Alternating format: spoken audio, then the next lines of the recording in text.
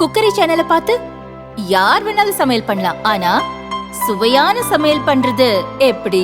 நான் இதயம் நல்லெண்ணெயில சமையல் பண்றேன். ஆஹா ஓஹோன்னு பாராட்டுறாங்க. நீங்களும் இதயம் நல்லெண்ணெயில சமையல் பண்ணுங்க, பாராட்ட வாங்குங்க. தினம் தோறும் வாங்குவே இதயம் இதயம்.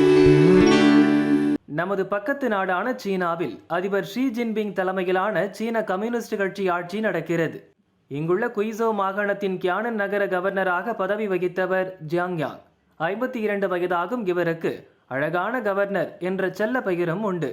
22 வயதில் சீன கம்யூனிஸ்ட் கட்சியில் சேர்ந்த ஜியாங் யாங் படிப்படியாக உயர்ந்து சீன அரசில் உயர்ந்த பதவியை அடைந்தார். அதன் பிறகு கியானன் நகர கவர்னராகவும் நியமிக்கப்பட்டார். இவர் விவசாயிகளுக்கு உதவ பழங்கள் மற்றும் விவசாய சங்கத்தை துவங்கி பிரபலமானார். தனது சொந்த பணத்தை செலவழித்து வயதானவர்களுக்கும் உதவினார். இந்த நிலையில்தான் கடந்த ஜனவரியில் வெளியான ஜியாங் யாங் பற்றிய ஆவணப்படம் அதிர்ச்சியை ஏற்படுத்தியது. தனக்கு விருப்பமான நிறுவனங்களுக்கு ஒப்பந்தம் அளிக்க அவர் லஞ்சம் பெற்றதாக அதில் குற்றம் சாட்டப்பட்டது. தன்னுடன் நெருங்கி பழகிய தொழிலதிபருக்கு உயர் தொழில்நுட்ப தொழிற்பேட்டையில் நிலத்தை மேம்படுத்த ஜியாங் யாங் ஒப்புதல் அளித்ததும் தெரிந்தது. அவருடன் பணியாற்றிய 58 அதிகாரிகளுடன் ஜியாங் யாங் பாலியல் உறவு வைத்திருந்ததாகவும் அந்த ஆவணப்படத்தில் சொல்லப்பட்டது.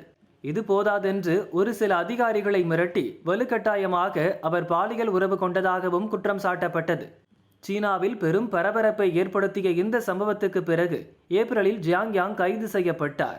இந்த மாத துவக்கத்தில் கியானன் நகர கவர்னர் பதவியிலிருந்து நீக்கப்பட்ட ஜியாங் யாங் சீன கம்யூனிஸ்ட் கட்சியிலிருந்தும் நீக்கப்பட்டார். வழக்கு விசாரணையில் குற்றச்சாட்டுகள் நிரூபணமானதால் ஜியாங் யாங்குக்கு 13 ஆண்டுகள் சிறை தண்டனை விதித்து சிறையில் அடைக்கப்பட்டார்.